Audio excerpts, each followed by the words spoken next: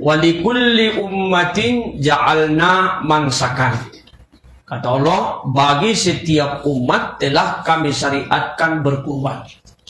Berarti berkurban ini mulai dulu sudah ada, mulai zaman Nabi Adam. Saking pentingnya ibadah yang sudah disyariatkan bagi setiap umat dengan cara yang berbeda. Apa itu kurban? Yaitu menyembelih hewan kurban pada waktu yang sudah ditentukan. Hewan kurbannya sudah ditentukan, tidak terlalu besar. Kalau Islam ini, kalau di atas kambing, sapi. Kalau di bawah kambing, ayam. Ya, terlalu kecil, semua berkurban nanti itu. Ya. Tapi tidak terlalu besar, pas pertengahan. Nah, pada waktu yang sudah ditentukan kapan? Itu 10, 11, 12, itu semangat. Supaya berkurban itu kebersamaan, harus semangat, sama-sama kita merasakannya. Ya. Dan disunahkan pada hari 4 hari itu kita bertakbir setiap selesai sholat fardu terutama di mushola. Alhamdulillahirabbil alamin wa bihi nasta'inu ala umurid dunya waddin wassalatu wassalamu ala sayyidina Muhammadin nabiyil karim wa ala alihi wa ashabihi ajma'in, amma ba'du. Hadirin wal hadirat jamaah wirid rahimakumullah. Marilah kita bersyukur kehadirat Allah Subhanahu wa taala dengan mengucapkan alhamdulillahirabbil alamin, di mana Allah masih berikan kita hidayah untuk dapat hadir di rumah Allah yang sangat mulia ini dalam rangka program penelitian kita. Mudah-mudahan ini mendapat keberkatan dari Allah Subhanahu wa taala. Amin. Salat dan salam kepada Rasulullah. Allahumma sholli ala sayyidina Muhammad wa ala sayyidina Muhammad. Dan kita termasuk umat yang akan dapat syafaat hari kemudian. Semua amin ya rabbal alamin. Kita mulai pengajian kita pada malam ini, judulnya adalah 4 ibadah utama di bulan Zulhijjah. Hari ini sudah masuk 3 Zulhijjah. Karena pergantian hari setelah ba'da maghrib. Tadi siang 2 ya, sekarang udah 3. Apa ibadah di bulan Zulhijjah? Pertama haji. Tidak bisa haji ibadah kurban. Tidak bisa ibadah kurban ibadah puasa Arafah. Tidak bisa puasa Arafah masih ada ibadah sholat Idul Adha. Tidak bisa juga sholat Idul Adha mati saja lah. Kalau satu pun tak ada, udah parah deh itu. Kita harus mengambil salah satu dari ibadah itu sebagai tanda syukur kita. Yang pertama ibadah haji. Wa atimul hajja wal umrata lillah. Sempurnakanlah haji dan umroh karena Allah. Tidak ada satu ibadah yang sempurna tanpa persiapan yang matang. Apapun ibadahnya, apapun pekerjaannya, harus dengan proses persiapan yang matang. Kalau haji wajib, kalau umroh sunat. Yang terpenting adalah haji, umroh silakan bolak-balik, tapi jangan meninggalkan anak yatim, fakir miskin. Karena banyak orang berangkat umroh bolak-balik, tapi fakir miskin tak ada diperdulikan, anak yatim tak ada diperdulikan. Itu pendusta, pembohong. Ya. Itu arwa'aital ladzi yukadzibu din fazalikal ladzi yad'ul yatim. Tahukah kamu orang-orang mendustakan agama Allah? Itu mereka tidak peduli kepada anak yatim dan fakir miskin. Jadi harus seimbang, Pak. Abalu minallahnya jalan, abalu minannasnya jalan. Nah, kemudian bagi yang mau haji atau umroh, sebelum berangkat persiapkan matang. Satu, persiapan habalu minallah. Apa itu? Pertama, bertaubatlah dulu. Bertaubat dulu. Jangan berangkat karena banyak uang, nanti banyak masalah. Kalau sudah kita taubat, innallaha ghafurur rahim, sesungguhnya Allah Maha Pengampun lagi Maha Penyayang. Kalau kita sudah mau bertaubat, berangkat kita haji, berangkat umroh, tidak mungkin Allah menyusahkan kita. Jangan takut-takuti pula orang.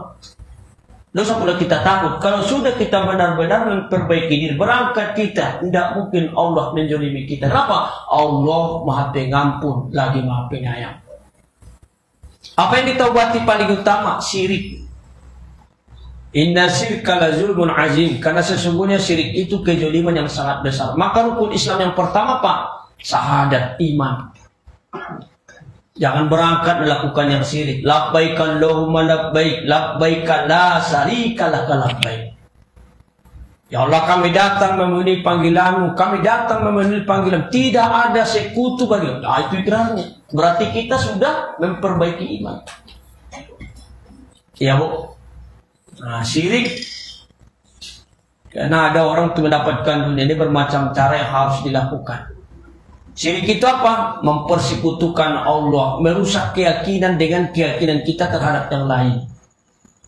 Ya, Bu. Salah satu kalau ibu-ibu apa? Jangan mendukuni suami. Kalau mendukuni suami itu bahaya itu. Berangkat haji di suami didukuni supaya bongak suaminya, supaya tunduk, supaya taat. Jangankan masuk surga, mencium harumnya surga pun haram baginya, durhaka namanya. Tak boleh. Ya, Bu. Tidak, Bu. Itu syirik, mendukung orang supaya hancur usahanya, supaya orang rusak rumah tangga. Tidak boleh itu. Perbuatan seperti itu hal yang syirik.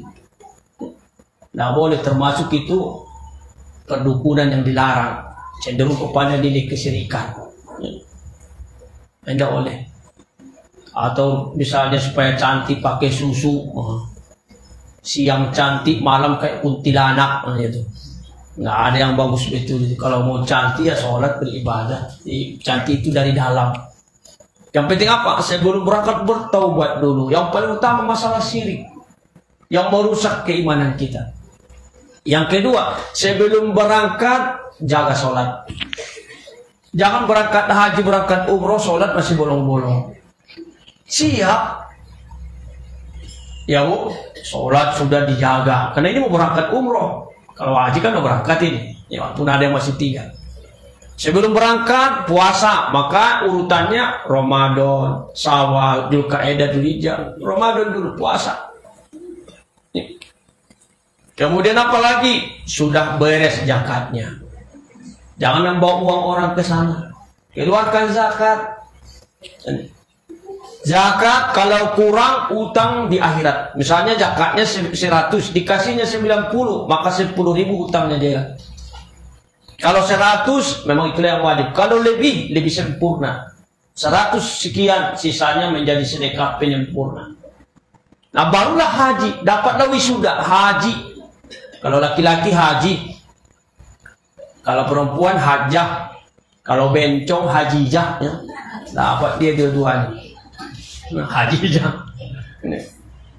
Artinya apa? Dapatlah wisuda. Artinya apa? Orang haji itu sudah dianggap imannya sudah terjaga, sholatnya sudah terjaga, hajinya apa zakatnya sudah dikeluarkan. Makanya dibuatlah haji sebagai penyempurna rukun Islam. Wajarlah al-hajjul mabrur laisa lahul jaza illa jan. Haji mabrur itu tidak ada balasannya kecuali surga. Beruntunglah Bapak Ibu yang sudah haji. Betapa besarnya. Adalah orang-orang pengenalan Allah, tapi kita tadi persiapkan diri betul-betul. Tidak cukup habalu minallah, habalu minnas. Sebelum berangkat haji, berangkat umroh, perbaiki dulu habalu minnas, bermaaf-maafan sama keluarga, sama tetangga, sambil sedekahan, sambil syukuran. Kenapa? Perbaiki dulu habalu minnas kita sebelum berangkat. Ini berarti ada tekad memang ingin baik, ingin berangkat beribadah. Ini berangkat umroh, tetangga aja belum selesai. Tetangga dulu diperbaiki, minta maaf, kita mengalah mencari kebenaran. Kenapa? Karena kita ingin melaksanakan ibadah ke Baitullah. Haji adalah melaksanakan ibadah ke Baitullah pada waktu tertentu dan tata cara yang ditentukan. Berbeda dengan umroh. Kalau umroh bebas, kapan aja bisa. Tapi kalau haji tidak bisa, ada waktunya, kemudian ditentukan bagaimana cara-cara untuk melaksanakan. Tapi yang terpenting habalum minan nasnya adalah jangan berangkat kita dikutuk orang. Apa kata orang? Haji bisa 49 juta, umroh bisa 34 juta, utangnya 500, berapa kali minta tak dibayar-bayar. Nah, itu kutukan namanya. Nah, kutukan namanya. Berangkat kita selesaikan utang yang diminta, kecuali utang rumah, utang mobil, iyalah. Tapi kalau utang yang sudah diminta orang itu wajib. Assalamualaikum bang, lagi ceramah bang. Ceramah. Jadi selesaikan. Kalau gara bayar hutang itulah misalnya tidak bisa haji, tidak bisa dosa dulu. Kenapa? Dipenting lagi utang sama orang yang sudah diminta. Karena itu hak orang. Aja. Jangan dia sempat mengutuk. Haji sekian bisa dia bayar hutang sampai sekarang tak mau dia. Anda boleh selesaikan dulu abalum minang. Nah, mudah-mudahan Bapak Ibu Allah berikan kita rezeki bisa haji dan bisa umroh. Amin ya robbal. Itu ibadah besar nilainya. Tidak bisa umroh apalagi ibadah yang diberikan Allah kepada kita, yaitu melaksanakan kurban. Melaksanakan kurban, diberikan kita kurban. Bismillahirrahmanirrahim. Walikulli ummatin ja'alna mansakan. Kata Allah, bagi setiap umat telah kami syariatkan berkurban. Berarti berkurban ini mulai dulu sudah ada, mulai zaman Nabi Adam. Saking pentingnya ibadah yang sudah disyariatkan bagi setiap umat dengan cara yang berbeda.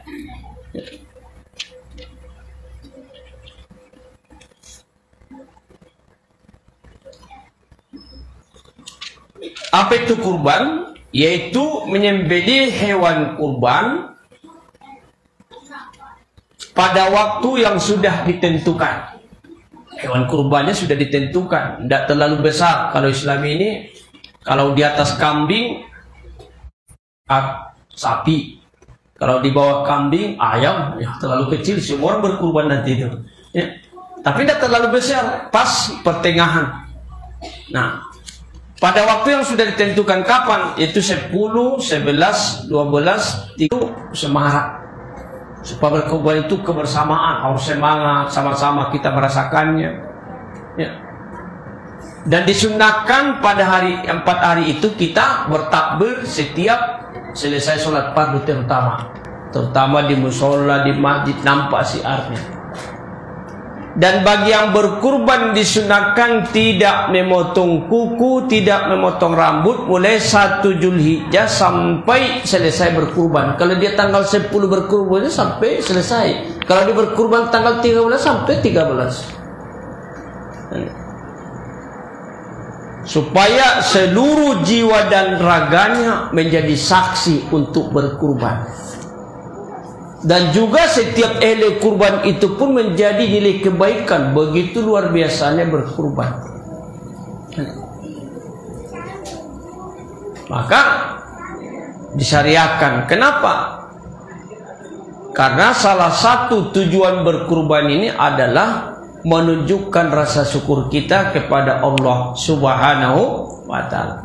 Maka kata Allah, liyazkurusmallahi ala marjakohum min bahimatil an'am, supaya mereka menyebut nama Allah itu bersyukur atas rezeki yang diberikan kepada mereka itu hewan ternak.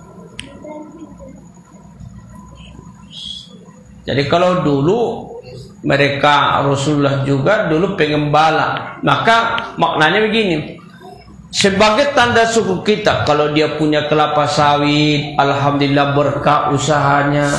Kalau dia pegawai negeri berkah, kalau dia pedagang berkah. Maka salah satu tanda syukur kita setiap tahun itu adalah lewat berkurban. Lewat berkurban. Fa ilahukum ilahu wahidun falahu aslim. Maka Tuhanmu adalah Tuhan yang esa, Tuhan yang satu, maka berserah dirilah kamu kepadanya. Artinya apa? Semua yang kita miliki ini adalah dari Allah, maka ikhlaslah berkurban. Ikhlas. Logikanya begini Bapak Ibu. 1 tahun ini Allah sudah berikan rezeki menyekolahkan anak berapa juta? Bahkan mungkin merenovasi rumah, berapa kita dapat mengeluarkan uang, dapat rezeki. Mungkin ganti kendaraan juga uang, kita dapat merasakannya. Mungkin tabungan kita bertambah. Di sekian banyaknya itu untuk kita, Allah minta 2.600.000 untuk orang lain. Coba, segitu banyak yang diberikan Allah kepada kita, yang kita nikmati untuk kita. Allah cuma minta 2.600.000 untuk tetangga kita, untuk masyarakat kita tahun ini. Berat indah. Di situ tidak bisa satu-satu orang, kata Rasulullah, satu pun jadilah mewakili keluarga itu. Karena Rasul berkurban 2, satu untuk keluarganya, satu untuk umatnya. Tapi logikanya begitu Allah berikan 1 tahun ini kita nikmat, diminta Allah cuman seharga 2.600.000 dibagi-bagi untuk tetangga kita lewat daging, bersyukur apa tidak? Nah di situ.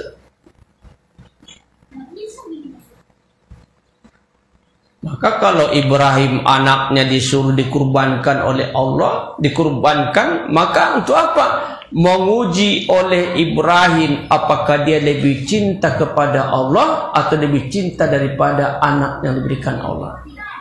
Kita pun menguji apakah kita merasa sayang kalau kita berkurban daripada Allah yang memberikan. Jadi kita jujurlah mengevaluasi diri kita. Jujur. Karena salah satu tanda syukur kita, ketundukan kita kepada Allah adalah lewat kurban. Maka setiap tahun tidak ada batasnya. Pokoknya sepanjang hayat di kandung badan kita mampu berkurban karena ini kepedulian sosial, maka disinilah tanda syukur kita, Allah memberikan rezeki kepada kita. Maka kurban adalah termasuk sedekah yang paling umum. Bukan saja anak yatim, fakir, miskin, siapa saja boleh dapat. Nah, begitu kepedulian sosial. Nah, oleh karena itu yang terpenting apa? Ketulusan. La yanalallahu luhumuha wala dima'uha walakin yanalut taqwa minkum. Bukan daging sampai kepada, bukan darah, tapi apa? Nilai ketakwaannya, nilai ketulusan.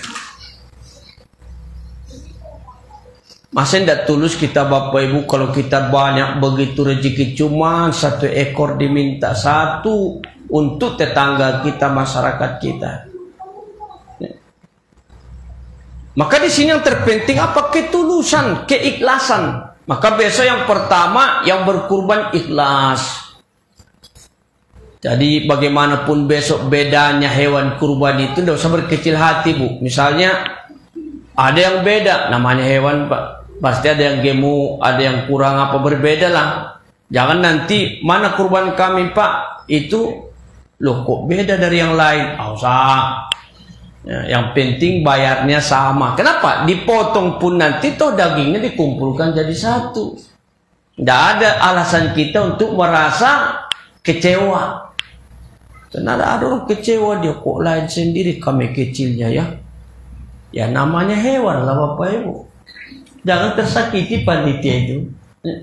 Ya Bu ya. Toh nanti tetap juga. Yang kedua panitia ikhlas. Panitia ikhlas bagaimana? Jangan mengambil apa-apa dulu sebelum dibagi. Itu penting itu Pak. Kalau di tempat lain hilang pula hatinya. Ya? Masa sapi tidak punya hati Pak? Kalau di sini tidak, tempat lainnya, ya hilang ekornya lah, entah apa-apanya hilang. Ya. Kalau sudah dibagi nanti dari apa udah, bagaimana cara yang terbaik. Ya. Yang menjadi masalah itulah sekarang ini apa? Menjadi lapiah bahwa panitia tidak boleh dilebihkan bagiannya, dianggap upah. Tapi sulit Pak, siapa yang mengerjakan itu nanti? Siapa mengerjakan itu? Bahaya itu Pak, bahaya. Alhamdulillah kalau bapak-bapak ikhlas ya. Tapi orang kerja pun harus dihargai kan. Maka lebih bagus wasawirhum fil amr, musyawarah. Tidak mungkin sama orang kerja dengan orang tidak kerja. Gimana caranya? Yang penting sama-sama tulus. Tapi kalau itu nanti dipraktekkan betul, memang bagusnya begitu. Tapi kalau seperti itu sama orang berkurban, apa pak masyarakat dengan panitia sama bagiannya, sulit nanti orang bekerja. Tapi kalaupun dilebihkan, tidak dianggap apa-apa bentuknya, jangan melampaui batas, jangan mengurangi hak orang banyak. Nah, kemudian masyarakat pun ikhlas, berapa kita dapatkan dikasih, alhamdulillah. Jangan banyak jangan membanding-bandingkan dari yang lain. Dari sana ini bagus, kalau dari sini begini, jangan. Namanya pemberian orang. Malam yaskurin nas, lam yaskurillah. Orang tidak pandai berterima kasih, sama tidak bersyukur kepada Allah Subhanahu wa ta'ala.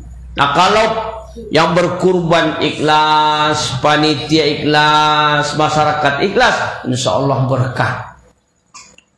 Fakulu minha, maka kamu makanlah secukupnya, sebahagian. Disuruh orang berkurban itu menikmatinya, menikmati kurbannya. Mudah-mudahan dengan menikmatinya ketagihan dia untuk berkurban. Di situ ada berkah.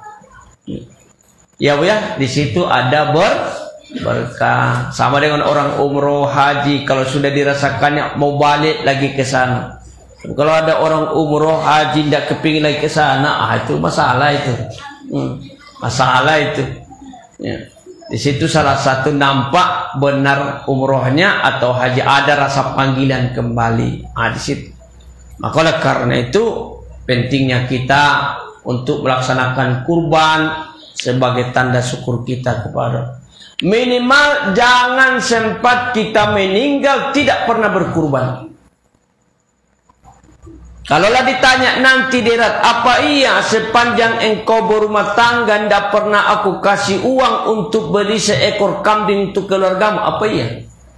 Sepanjang berumah tangga pernah punya uang untuk membeli seekor kambing pun? Kita lah menjawabnya. Kita menjawabnya. Kalau memang tidak pernah, memang tidak. Karena konsep ibadah ini jangan mengadakan yang tidak ada, jangan menyadakan yang ada. Itu konsep ibadah. Jangan menyadakan yang ada. Jangan mengadakan yang tidak ada. Maka kalau saya umroh talangan ini, walaupun dia sah, tapi secara moral, secara tanggung jawab itu memberatkan. Berangkat dia umroh dengan talangan dana, setiap bulan jadi utang, itu berat itu Pak. Kecuali ada sumbernya, ada kelapa sawit, ada pensiun. Tapi kalau sumbernya tak jelas, berangkat umroh pulang dia setiap bulan bayar, itu bisa merusak keikhlasan kita, bisa membuat beban, mengupat, menyesal. Kenapa? Karena itu memberatkan. Jadi ibadah yang paling dicintai Allah itu adalah ibadah yang senang melakukannya. Jangan ada beban. Itu yang paling baik. Nah, kalau karena itu yang kedua, kalau kita bisa berkurban konsepnya apa? Tahun depan belum tentu kita hidup. Kalaupun kita hidup tahun depan, belum tentu ada rezeki seperti sekarang. Maka mumpung masih ada waktu, coba kita berpikir, tapi yakinlah mana kosomalum min sedekah, tidak pernah berkurang harta karena sedekah. Takkan pernah, apalagi di sedekah umum. Wa ma anfaqtum min syai'in fayuhlifa, apa saja yang kamu infakkan pasti Allah menggantinya. Yakin Bapak Ibu. Itu keyakinan kita. Konsep Al-Quran dan hadis itu harus kita tanamkan supaya kita berpacu untuk berbuat yang terbaik. Ini masih ada kurangnya itu ya. Umur 1-2 masih 6 anaknya masih kurang lagi, masih ada waktu ya. Ditutupi insya Allah. Yakin saja kalau kita bersedekah, kita berbuat apalagi ini kepentingan orang banyak, Allah akan memudahkan rezeki kita. Nih. Yang ketiga, tidak bisa kita berkurban puasa Arafah. Ya.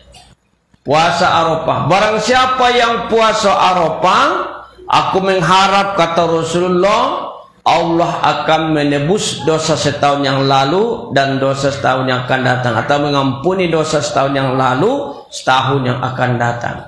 Kenapa? Al-Hajju Arafah, karena haji itu intinya Arafah. Maka intinya inilah diberikan kepada orang yang tidak haji. Jadi tidak boleh berkecil hati tidak haji. Masih ada ibadah yang besar diberikan Allah, yaitu puasa Arafah. Tanggal 9 Zulhijjah. Ada kaidah di mana kita tinggal, di situ yang menentukan waktu ibadah. Masalah wukuf di Arafah itu urusan sana. Yang penting kapan di sini tanggal 9 Zulhijjah, disitulah puasa Arafah. Nah gitu. Besar. Setahun lalu, setahun akan datang. Kenapa? Karena mereka orang haji, kalau dapat haji mabrur, surga baginya. Mereka pulang seperti anak yang baru dilahirkan, diampuni Allah. Maka bagi orang yang tidak haji, maka kita masih ada puasa Arafah. Ya jangan lupa. Kenapa? Ini sangat penting. Cuman sekali setahun. Itu yang harus kita lihat. Nah, di situ dia. Maka oleh karena itu, kita harus selalu mengambil kelebihan.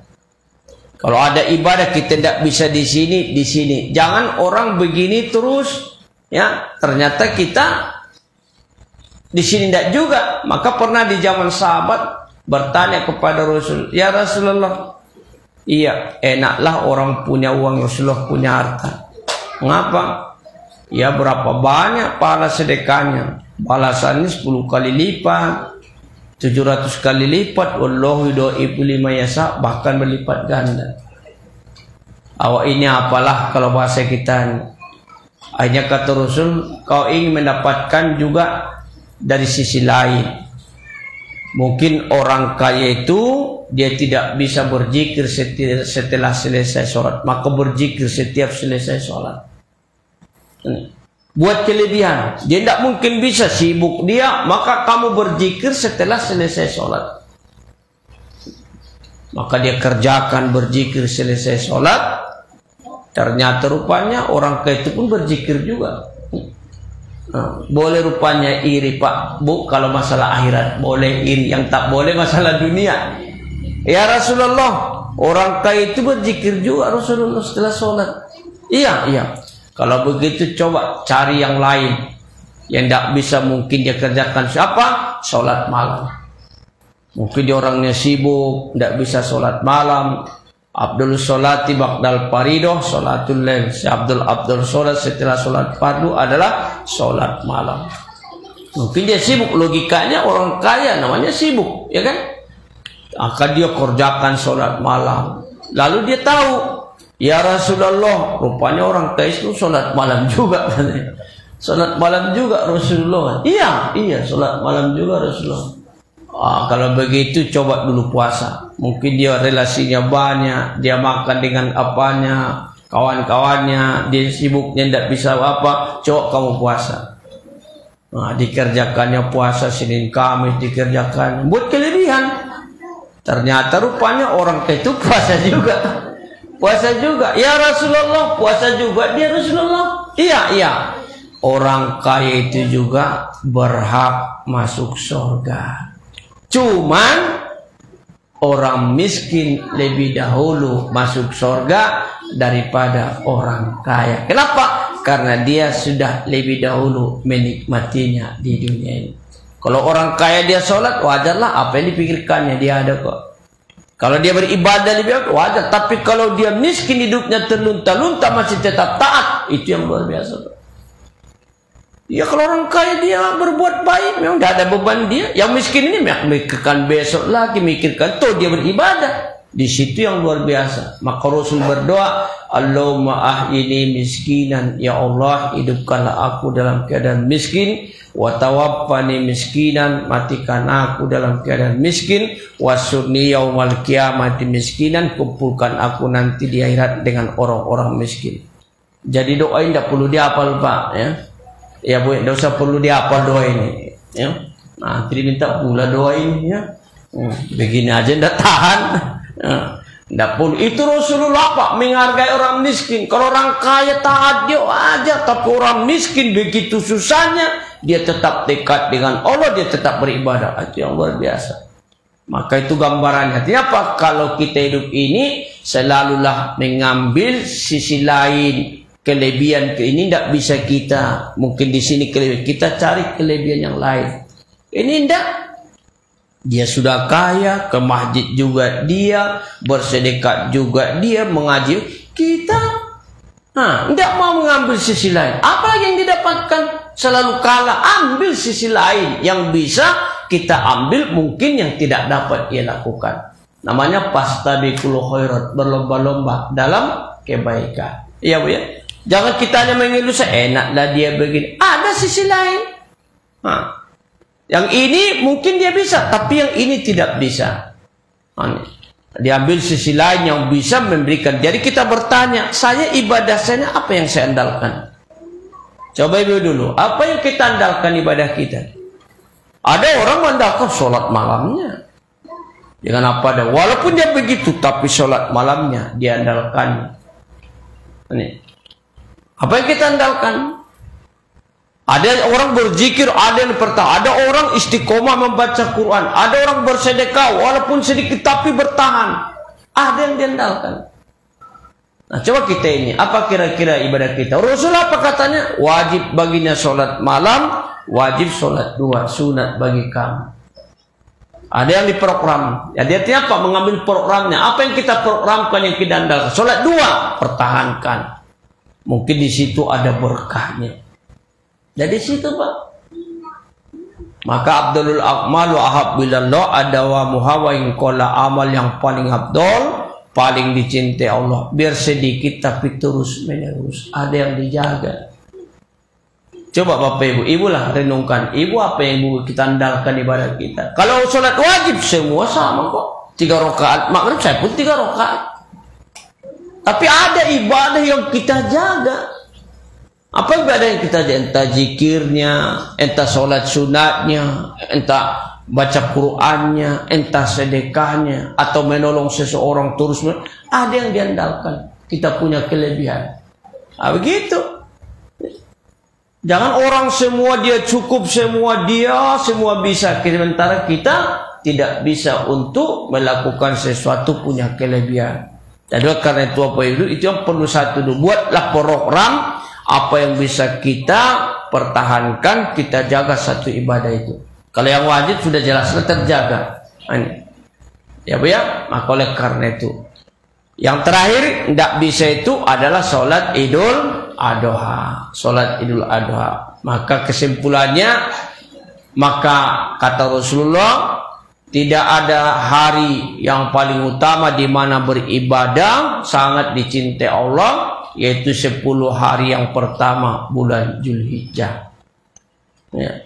Bertanya sahabat, walal jihadu ya Rasul, walal jihadu fisabilillah ya Rasul. Walaupun dibandingkan dengan fisabilillah Rasulullah, iya. Kecuali fisabilillahnya itu berangkat dia berperang dengan hartanya, meninggal dalam peperangan. Begitulah 10 hari pertama bulan Zulhijjah ini sangat tinggi nilai amal kita lakukan. Artinya apa? Melaksanakan amal yang sunat di bulan Zulhijjah 10 hari yang pertama, puasa Senin Kamis 3 kali sebulan sangat tinggi nilainya. Ya, ibadah-ibadah lain sangat tinggi nilainya. Dan juga di dalam Al-Quran, inna iddatas syuhuri indallah, sesungguhnya jumlah bulan di sisi Allah ada 12 bulan. Ya, ada 12 bulan dalam ketetapan Allah ketika menciptakan langit dan bumi. Minha arba'atun hurum, di antara 12 bulan itu ada 4 bulan hurum yang mulia, yaitu Zulqa'dah, Zulhijjah, termasuk bulan ini Muharram dan Rajab, maka termasuk ini bulan mulia. Di atasnya apa? Yang paling mulia adalah Ramadan. Maka bulan Zulhijjah ini umumnya sangat mulia, sangat tinggi nilai ibadah, terutama 10 yang pertama bulan Zulhijjah sangat tinggi nilainya. Maka kita isilah dengan nilai-nilai ibadah. Amin ya Rabbal. Itu sajalah Bapak Ibu yang dapat kita sampaikan. Mudah-mudahan marilah kita isi bulan Dzulhijjah ini dengan ibadah. Mudah-mudahan kita mendapat berkah dari Allah Subhanahu wa taala. Amin ya rabbal. Nah, silakan Bapak Ibu kalau ada yang bertanya. Tanya jawab dulu kita sebelum tanya anak-anak. Ada yang perlu silakan. Nah, silakan Bu.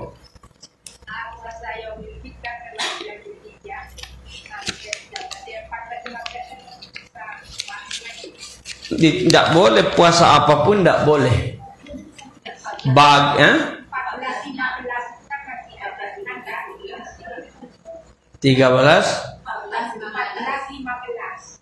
tapi 13 kan dapat. Terus boleh aja. Karena dia darurat, sesuatu yang darurat tidak berlaku hukum yang biasa, boleh. Ya. 13, 14. Dan kaedahnya siapa yang melakukan ibadah biasa tiba-tiba dia uzur dianggap tetap seperti melakukan. Itu kelebihan beribadah. Misalnya seperti biasa puasa yaumubid dia tiba-tiba dilarang, dia tetap dianggap seperti orang berpuasa. Itu kelebihan orang menjaganya. Tetap dianggap. Ibu kerjakan 2 hari terserah, tetapi tetap dianggap ibu tetap menjaga puasa 3 kali sebulan. Kenapa? Karena bukan kita tidak mau, memang keadaannya tidak boleh. Berarti kan kehendak Allah. Jadi tidak tidak menghilangkan dirinya. Tapi kalau ibu mau puasa 14, 15 tetap dapat pahala. Tetap, ya, karena 13 karena dilarang oleh Allah, tidak masalah. Ya Bu ya. Daripada tinggal sama kenapa sesuatu ibadah yang tinggal sudah biasa itu biasanya hati kita tidak tenang. Kenapa? Karena Allah sudah senang. Kalau Allah sudah senang, kita tinggalkan ditegurnya kita. Tapi kalau dia puasa tidak puasa sama saja, ke musola tidak ke musola sama saja, sholat tidak sholat sama saja, itu baru melepaskan kewajiban, Pak. Tapi kalau Allah sudah senang, tinggal dia ditegur Allah hatinya. Kenapa? Gelisah dia, ada yang rasanya nggak beres. Kenapa? Karena Allah sudah senang. Di situ dia kelebihan ibadah yang dijaga itu. Iya, Bu ya? Iya, bagus ya. Ada lagi silakan. Silakan Pak. Puasa yang dilarang tadi mulai tanggal 10 Ustaz ya? 10, 11, 12, 13 ada yang tersebut. Kita dianjurkan puasa di tanggal 10 ini kan pasti hari lebarannya Ustaz. Kita dianjurkan puasa dari rumah sampai ke sholat Id, lalu kita boleh. Iya. Nah, ini gimana Ustaz? Iya. Kita disunahkan tidak makan, tidak minum sebelum selesai sholat Idul Adha. Kalau Idul Fitri disunahkan pula makan dulu, minum dulu, berbukalah dulu bahasanya, baru berangkat sholat. Jadi di situ disunahkan tidak makan, tidak minum, bukan puasa Pak. Jangan pula berniat besok, sengaja aku puasa besok sebentar, tidak ada ya. Tidak ada niatnya dia Pak, tidak ada. Cuma tidak makan dan bukan puasa, karena puasa itu 1 hari. Ya, disunahkan tidak makan, tapi tidak puasa. Iya, iya Pak ya, disunahkan. Apanya? Sampai selesai sholat. Mulai jamnya waktu puasa lah, bisa. Iya, boleh biasa. Kalau boleh jam 5 enak. Minum tuh sama saja itu ya. Iya, iya Bu ya. Ya, disunahkan. Ya, itulah bedanya sholat Idul Adha dengan makanya sholat Idul Adha lebih dipercepat. Nah, 1 karena kita belum makan, dan yang kedua karena tuntutan untuk melaksanakan berkurban. Ya, kalau hari raya Idul Fitri santai karena kita memang sudah berbuka, hanya untuk santai-santai boleh ya. Ada silakan, ada lagi Bapak Ibu? Silakan Pak. Ini mungkin di masyarakat masih ada keraguan ya Pak. Seperti ini antara kekah dengan untuk mengikuti korban pada korban. Jadi ini kan seandainya kita berkeluarga sudah punya anak, itu batas anak sampai berapa kan itu belum dikatakan tapi boleh kurban seandainya boleh gitu kan.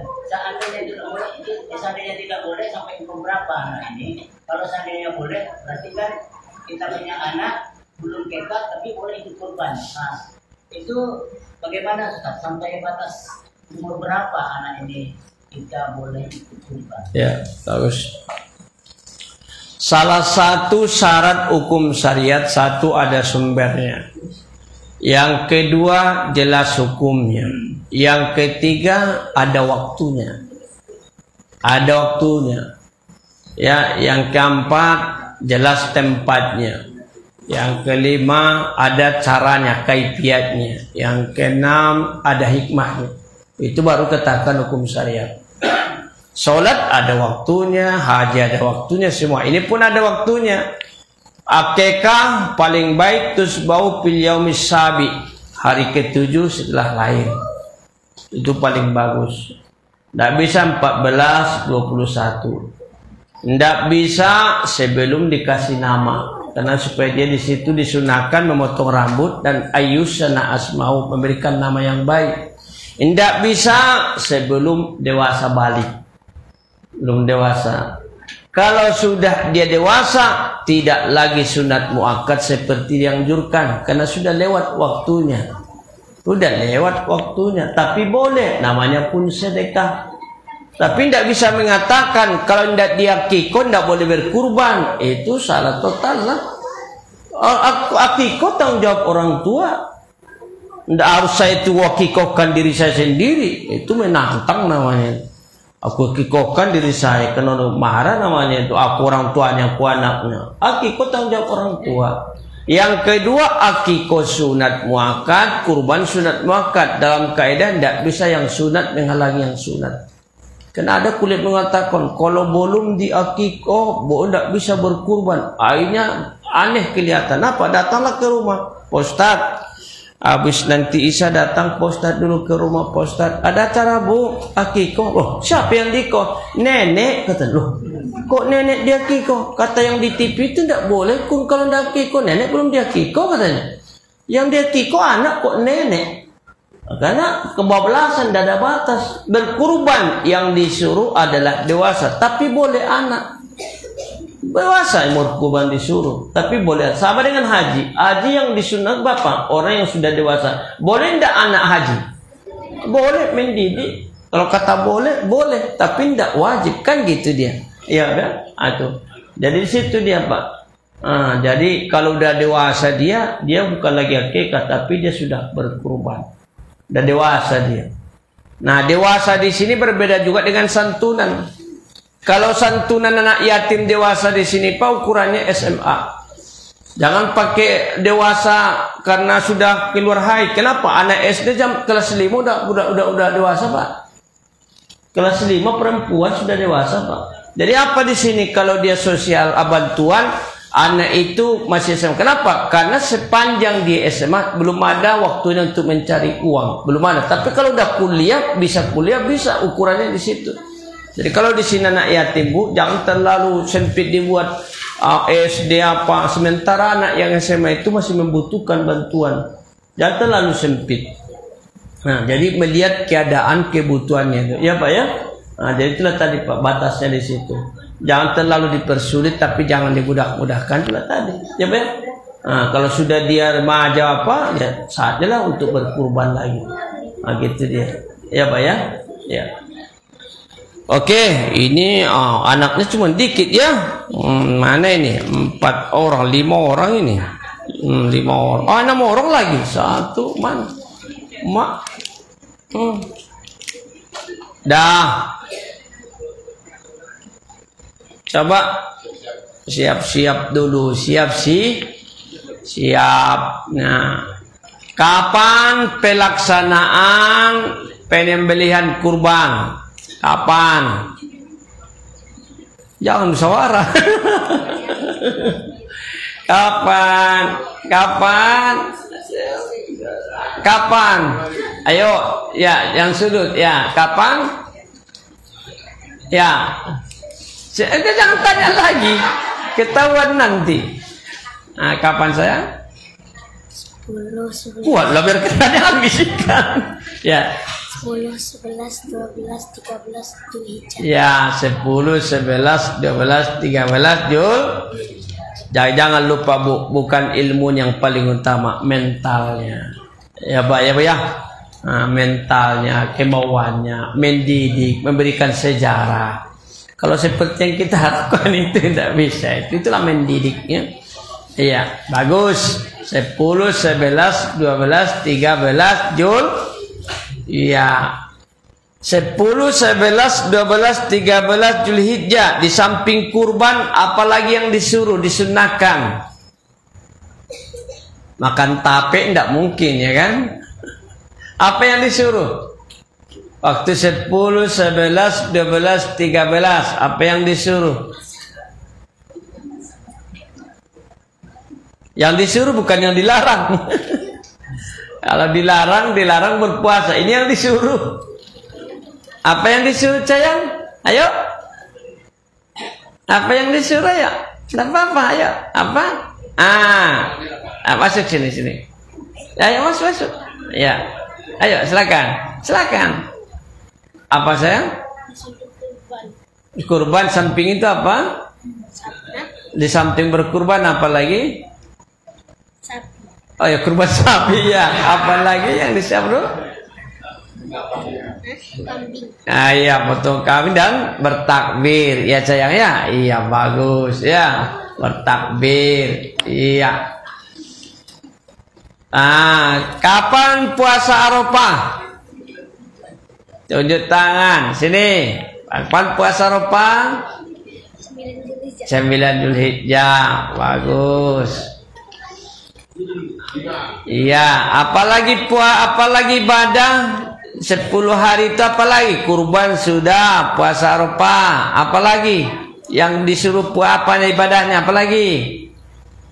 Coba apa sayang? Dasar takut. Apalagi ibadahnya? Ya, silakan sini. Ya, sini. Ya, oleh.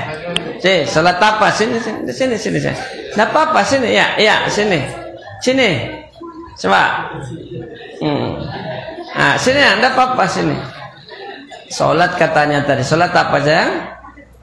Salat Idul Adha. Ya sayang ya. Iya, enggak apa-apa. Iya.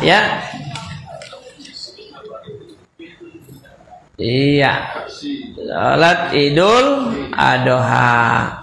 Apa pengertian haji? Haji itu apa? Ayo, haji itu apa sayang? Enggak apa-apa. Siapa? Ayo. Haji itu apa? Iya, enggak apa-apa. Sini. Haji itu apa sayang? Melaksanakan haji, ibadah kemana? Ya? Ke Bengkalis. Kemana ke Makkah, ke Baitullah. Iya. Tinggal satu lagi sini, cemburu nanti sini. Iya. Udah ya. Haji sudah, kurban sudah, puasa Arafah ya. Kemudian apa tadi? Salat Idul. Sebelum salat disuruh apa? Tidak makan. Wah, tidak makan, tidak minum. Ya, alhamdulillahirabbil alamin. Itu yang kita wariskan Bapak Ibu. Bagaimana mereka punya sejarah dulu, kami begini. Itu yang penting ya. Mudah-mudahan ada manfaatnya. Amin ya rabbal. Kurang lebihnya minta maaf. Assalamualaikum warahmatullahi wabarakatuh.